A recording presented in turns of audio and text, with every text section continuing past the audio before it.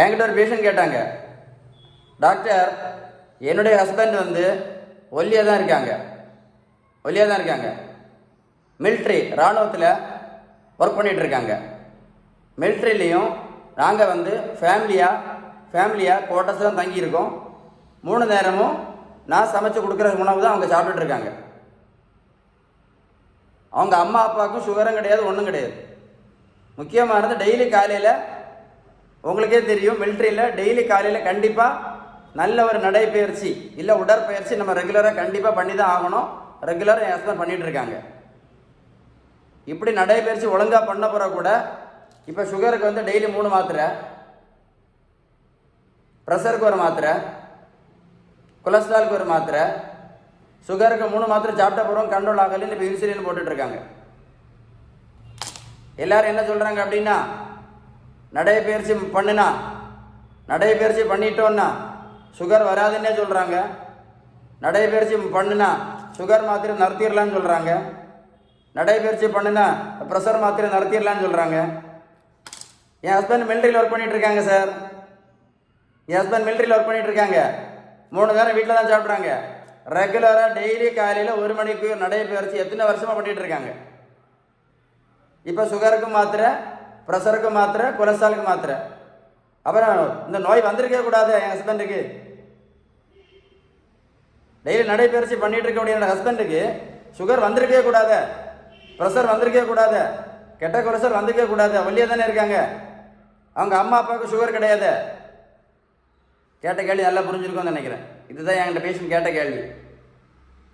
இந்த வீடியோ ஒர்க்கோட போட்டு கேளுங்க, உங்களுக்கு தெளிவாக புரியும். புரிஞ்சுதா புரியலையா? அதனால நடைப்பயிற்சி மட்டும் பண்ணி இந்த மாத்திரையை நிறுத்திடலான்னு கனவு கூட நினைக்காதுங்க. நடைப்பயிற்சி மட்டும் பண்ணி இந்த இன்சுலின் நிறுத்திடலான்னு கனவுல கூட நினச்சி பார்த்துடாதுங்க.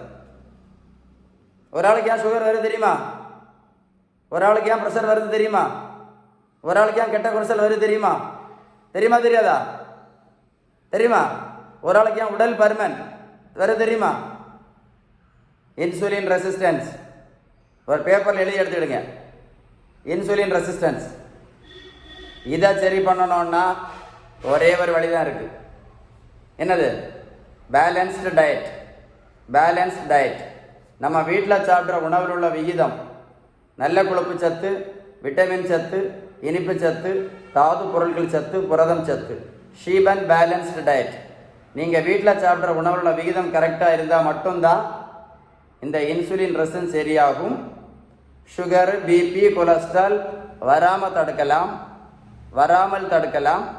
அதே மாதிரி வந்திருந்தால் பேலன்ஸ் டயட் எடுத்தீங்கன்னா இந்த பிபி மாத்திரை, ப்ரெஷர் மாத்திரை, கொலஸ்ட்ரால் மாத்திரை, இன்சுலினையும் நிரந்தரமாக நிறுத்த முடியும். உங்களுக்கு பேலன்ஸ்டு டயட்டை பற்றி ஏதாவது உதவி தேவை இருந்தால் மறக்காமல் இந்த நம்பருக்கு கால் பண்ணி பேசுங்க. இந்த வீடியோ வந்து உங்களுக்கு உண்மையிலே பிடிச்சிருந்துன்னா இந்த வீடியோ நீங்கள் ஒரு கூட போட்டு கேட்டிங்கன்னா உங்களுக்கு இன்சுலின் ரெசிஸ்டன்ஸ் பற்றி உங்களுக்கு தெளிவாக புரிஞ்சிருக்கும். திரும்பவும் சொல்கிறேன், நடைப்பயிற்சி மட்டும் பண்ணி நீங்கள் எந்த மாத்திரையும் நிறுத்த முடியாது, எந்த இன்சுலின் நிறுத்த முடியாது. பேலன்ஸ் டயட் எடுத்தால் மட்டும்தான். இல்லைன்னா வாழ்க்கை முழுவதும் மாத்திரை கூடயே வாழ்ந்து எல்லா பிரச்சனையும் வரும். பக்கவாதம் வரும், கண்ணு குருடு வரும், ஹார்ட் அட்டாக் வரும், கிட்னி ஃபெயிலியர் வரும், காலை விரல் வெட்டி எடுப்பாங்க. இதான் இன்றைக்கி நடந்துகிட்டு இருக்கு உலகம் ஃபுல்லாக.